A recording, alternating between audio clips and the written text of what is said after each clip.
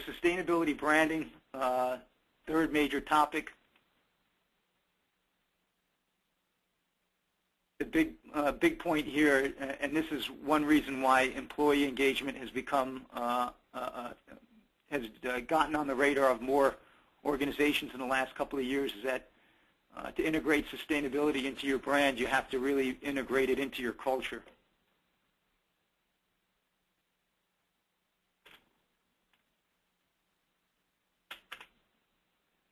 And we have an acronym that we use to help people remember the key points that allow them to integrate sustainability into their brands in the most effective way.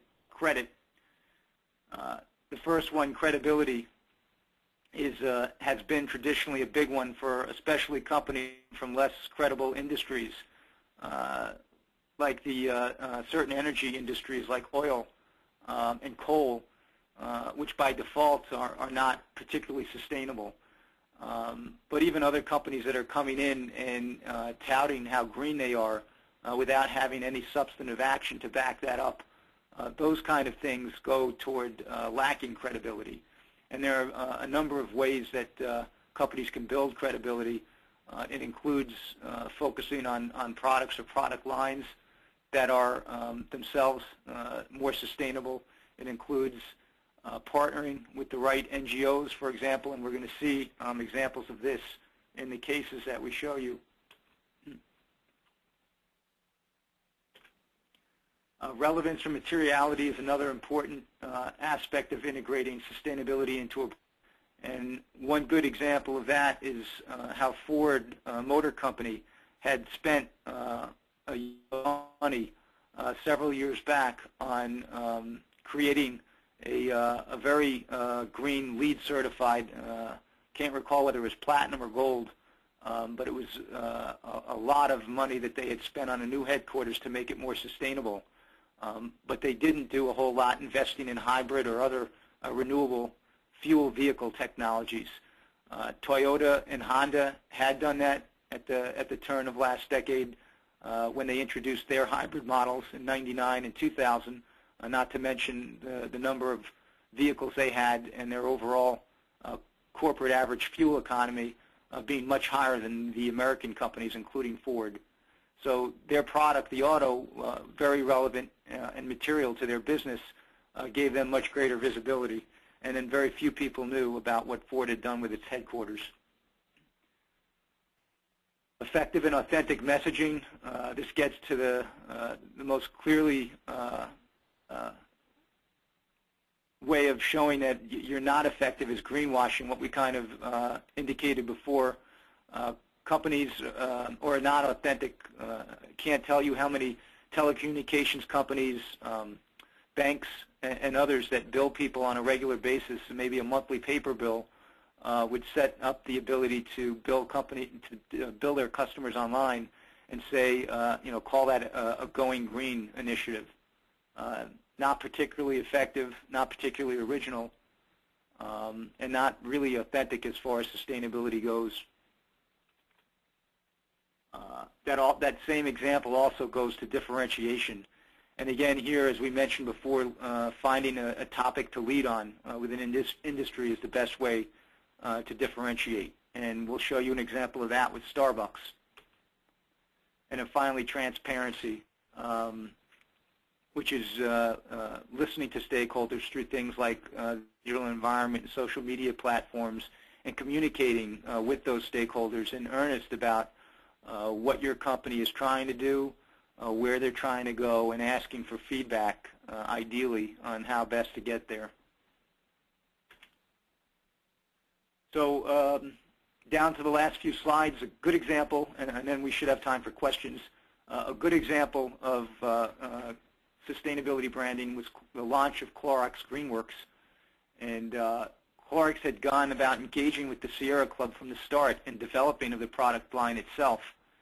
And as a result, and took Sierra Club's input seriously and integrated it, each step of the way.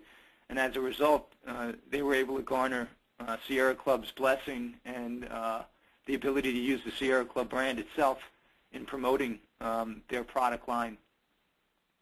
They also under the Design for the Environment principles established by the USA, and got that recognition as well. And so these were two very useful steps toward engaging with stakeholders, becoming more credible, becoming transparent about how they were developing the product line and talking about it. As a result, Clorox's GreenWorks brand captured 42% of market share in its first year, which was a huge coup for that effort. The market for natural cleaning products actually increased substantially as a result of the GreenWorks effort, and they now have a product line with several products and increasing revenues.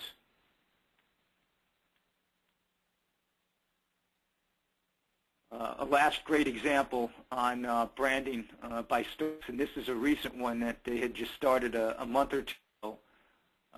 Starbucks uses a tremendous amount of paper cups their customers on a daily basis, and of course this is a huge sustainability issue for them. These cups are generally thrown out, added to the landfills. Starbucks is trying to find solutions to reducing the amount of material that their customers put in the landfills, and they've set up an entire presence, a microsite, a video, and a campaign around engaging their stakeholders to help them figure out how to solve this problem.